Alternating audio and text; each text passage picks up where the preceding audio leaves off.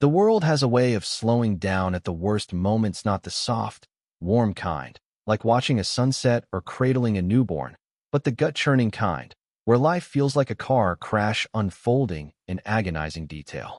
That was me, standing on my front lawn in the fading light of a perfect evening in Willow Creek, the sky streaked with orange and pink behind my two-story colonial.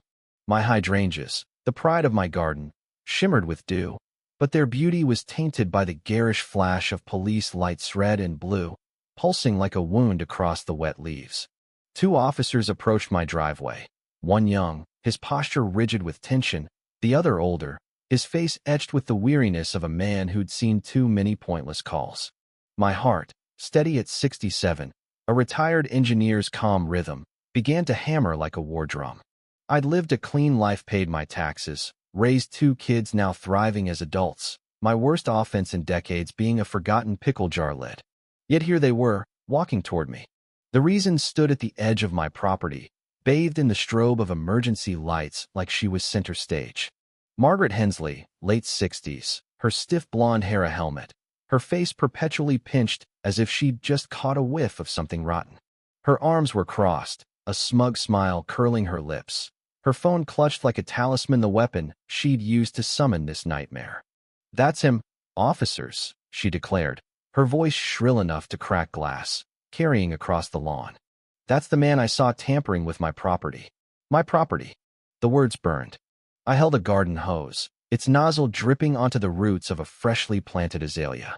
My shirt bore a smudge of dirt, my hands earthy from gardening. By any sane measure, I was tending my own yard, the one I'd owned for 22 years, with a deed, a paid-off mortgage, and tax receipts to prove it. The younger officer, badge reading Carter, stopped 10 feet away, his hand hovering near his holster. "Sir, could you put down the hose?" His voice was taut, like a wire about to snap. I glanced at the hose, a ridiculous thought flickering. Is watering my lawn a crime now? But I knew better. This wasn't about the hose. It was about me, a 6 feet 2 inches black man in a neighborhood where most weren't. "Of course, officer," I said, voice steady, though my soul roared with indignation. I'd had the talk with my son, just as my father had with me. Hands visible, no sudden moves, speak respectfully, even when every fiber of you screams.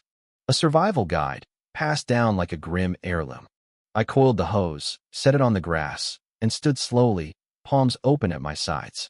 The older officer, named Reynolds, turned to Margaret. He looked exhausted. "Ma'am, you said he was tampering with property. Can you explain?" Margaret's finger jabbed toward me.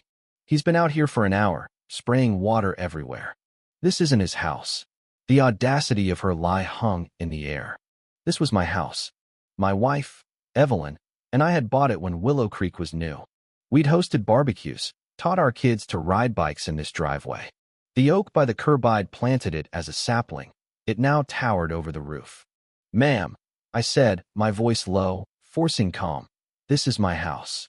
I'm James Thompson, 124 Maple Lane." Officer Carter's eyes narrowed. "Sir, do you have ID?" My wallet was inside, on the kitchen counter. Who carries a wallet to water petunias?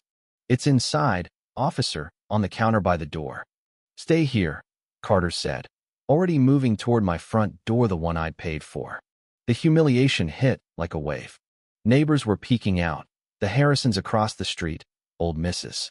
Delaney 2 doors down, whispering on their porches.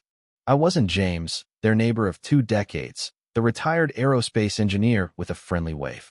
I was a suspect in a crime I couldn't fathom, on a stage I owned. While Carter rummaged in my house, Reynolds pressed Margaret. "You've never seen this man before?" "I see him all the time," she snapped, contradicting herself without a blink. "He's always watching." "Watching?" I wanted to scream. "I'm retired. I read the paper on my porch. I pull weeds. What am I watching for? Alien signals from your garden gnomes?"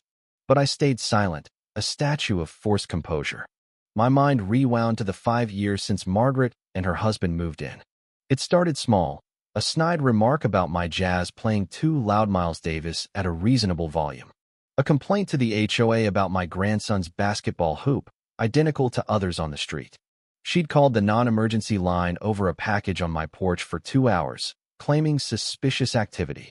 I'd been polite, The good neighbor, swallowing her petty slights to keep the peace. But this galling 9/11 wasn't a slight. It was a weapon, wielded with the knowledge that a black man and police could be a deadly equation. Carter returned, my wallet in hand. He checked my license, the address clear, 124 Maple Lane. Address matches, he said to Reynolds, a trace of embarrassment in his tone. Reynolds sighed, a sound heavy with the weight of frivolous calls. Mrs. Hensley, this man lives here. He was watering his plants. Margaret's face didn't waver no apology, just a tightening of her jaw. He looked suspicious. You can't be too careful. The officers handed back my wallet, offered a curt apology for the misunderstanding, told Margaret to use 911 only for emergencies, and left. The siren's echo lingered in the humid air. My neighbors slunk back inside, the show over. Margaret met my gaze, her eyes cold, defiant. Next time, put up a sign, she said, before marching to her pristine, soulless yard. I stood there, hose at my feet like a dead snake, humiliation coiling hot in my gut. But beneath it, something colder sparked. I'm an engineer 40 years designing systems where every component had purpose, every action calculated. Margaret had treated me like a variable she could control, inputting suspicious black man and expecting arrest as output. The system glitched this time, but she'd try again. Being the good neighbor was over. Appeasement had failed. As I picked up the hose, a plan formed a precise, legal, poetic schematic of revenge. Inside, Evelyn stood in the kitchen, arms crossed, her face a mix of fear and fury. She'd watched it all from the living room window. James, are you okay? She asked, voice trembling. I set my wallet on the counter. It felt tainted. I'm fine, I lied. I wasn't. I felt like that kid in the 60s, told which fountain I could drink from. Decades of success erased by one woman's prejudice and a phone call. That vile woman, Evelyn seethed, pacing. I want to march over there and tell the neighborhood what she did. My first urge was to agree, to match Margaret's ugliness with righteous anger. But engineers know uncontrolled reactions lead to failure. Yelling would feed her narrative, painting us as the angry black couple. No, this battle would be on my terms. No, Evelyn, I said firmly. She wants a scene, to play victim. We won't give her that. So we do nothing? She asked, incredulous. Let her get away with calling the police for watering your garden? James, they could have, she stopped, but we knew the stories. Wellness checks, traffic stops, suspicious calls turning deadly. I hugged her, feeling the tension in her shoulders. We're not doing nothing, I whispered. But we won't yell. We'll be smart, patient, methodical. That night, sleep eluded me. Evelyn slept, drained by the day's toll, but my mind buzzed. The flicker of an idea from the lawn grew into a detailed blueprint. I crept to my study sanctuary, lined with engineering texts and an old drafting table. Under a small lamp, I spread fresh paper, grabbed my 0.5mm pencil, and drew. I sketched my property in Margaret's, exact to the inch 90 feet wide, 120 deep, identical lots. The property line was sacred. I'd respected it meticulously, my mower never crossing, my bed stopping 6 inches short. Margaret, though, treated it as optional. Her landscaper's leaf blowers sent debris onto my driveway. Her lilac bush encroached. That politeness was now a strategic error. I marked my irrigation system's 6 zones inefficient, prone to overspray. Then, Margaret's yard. Her pride, a bed of award-winning peace roses along the property line, babed and pristine. Her lawn, a pudding green strip, was another target. The plan was simple yet elegant. Replace my irrigation with a state-of-the-art system, a marvel of hydrological engineering. Most zones would water my yard perfectly, a model of efficiency. But a secret 7th zone small, invisible pop-up sprinklers 2 inches inside my line would aim flat, concentrated streams at her roses and lawn. Controlled by a Wi-Fi-enabled Rakio 3 smart controller, I'd operate it from my phone with Swiss watch precision. The trigger was key. Blatant flooding would draw suspicion. It had to be subtle, poetic, timed for maximum humiliation. The home Margaret's weapon of choice offered the answer. Page 47, Section C, Subsection 4 of the bylaws. Homeowners must prevent excessive water runoff onto adjacent properties, with complaints triggering an inspector. I'd install the system, bait Margaret into filing a complaint, and let her own actions spring the trap. As dawn broke, my drawing was more than a sprinkler plan, it was a declaration of dignity, turning her attack into her downfall. Monday, I began. First, the county planning office, ensuring legality. With Clerk Susan, I confirmed my property's plat map and ordinances. Nothing forbade my plan, only regulating runoff, my linchpin. At Home Depot, I was a general arming for battle, 200 feet of PVC pipe, connectors, a trenching spade, and Precision Hunter MP rotator nozzles for my lawn. For Zone 7, I found brass quarter-pattern flat spray nozzles, perfect for a low, 10 to 15-foot stream.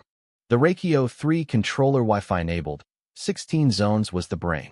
A gas-powered trench digger, rented for clean lines, promised back-breaking work. I spent $800, a pang of guilt erased by Margaret's smug face in those police lights. This wasn't spy, it was justice. Evelyn watched me unload, incredulous. James, have you lost it? I patted the controller box. This is Phase 1, the foundation of peace. She smiled, catching my logic. An engineer's revenge, she mused. No shouting, just plumbing.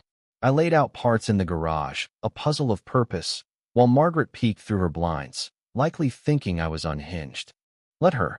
The best revenge is slow, deliberate. Every pipe, every nozzle a defiance. Tuesday I dug. Marking trenches with chalk, I carved a grid across my lawn. Zone 7's trench ran parallel to Margaret's line, 2 inches inside mine. The trencher roared, a beast that left my back screaming, but my spirit soaring. Margaret emerged, coffee in hand, scowling in her floral housecoat. James, what are you doing to your lawn? Preparing for war. If only you knew. Just upgrading the sprinklers, I said cheerfully. Eco-friendly, good for the environment. She grunted, retreating as I roared the trencher back to life. By noon, trenches were dug.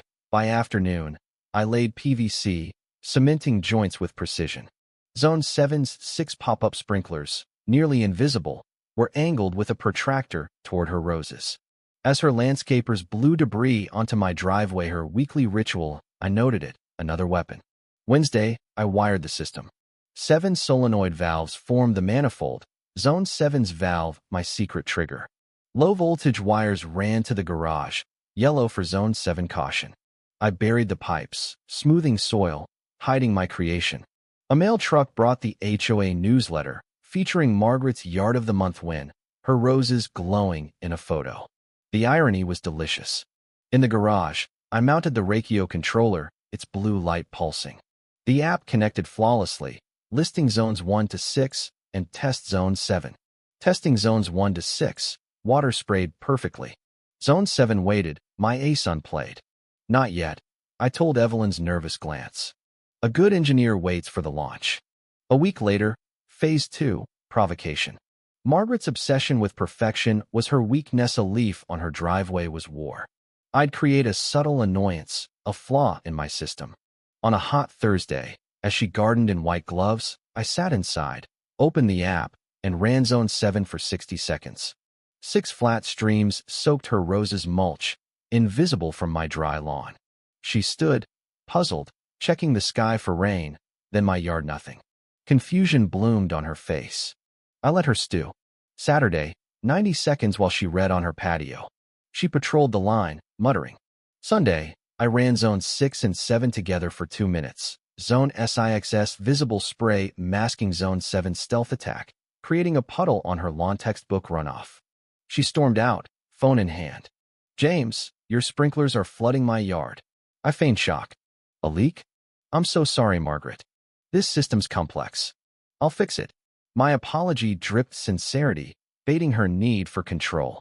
She marched inside, smug, thinking she'd won. 2 days later, the HOA letter arrived. A complaint for runoff. Inspection scheduled Friday, 10 a.m., with Inspector Gerald Peterson. I smiled. The stage was set. Thursday night, past midnight, I tested Zone 7 in darkness. 6 perfect streams soaked her roses and lawn. My side stayed dry. It was art, undeniable, baffling evidence. Friday dawned clear. At 9:45, I waited on my porch, khakis and collared shirt, coffee in hand, playing the bewildered homeowner. Margaret, in a floral dress, pruned a bush for a clear view. At 10, Peterson arrived, clipboard in hand, all procedure. Complaint says runoff, he said. Show me the system. I led him to the Rakio controller, explaining its eco-friendly precision. Carol watched, hungry for my downfall. Outside, I ran zone 6. Water stayed 12 inches from her line, her grass dry. Peterson nodded. No violation. Margaret's smile vanished. It soaked my roses, she sputtered. I frowned thoughtfully. Maybe a crossed wire. I have a test zone, zone 7, and used. Let's try it. Peterson agreed, intrigued. I met Margaret's hopeful gaze, tapped my phone, and zone 7 erupted 6 streams blasting her roses and lawn, my side untouched. She shrieked, petals battered, her green strips soaked. I stopped it, feigning horror. Oh, Carol, I'm so sorry. The wires. Peterson examined the deluge, then her soggy lawn. Mr. Thompson, fix that malfunction. Mrs. Hensley, your drainage violates Section D, subsection 2. You'll get a notice to regrade. Her jaw dropped, her own bylaws turned against her. He left, giving me a knowing nod. Margaret stood in a puddle, roses ruined, humiliated. I'll fix it, I said, voice thick with fake regret. She slunk inside, defeated. Evelyn rushed out, laughing. You diabolical genius. Neighbors smirked, the narrative shifted. I was the hapless engineer, she the shrew. Her roses never recovered. Her complaints stopped. My lawn thrived, my dignity intact. Justice, I learned, isn't loud. It's a patient, clever system, a quiet victory that satisfies the soul.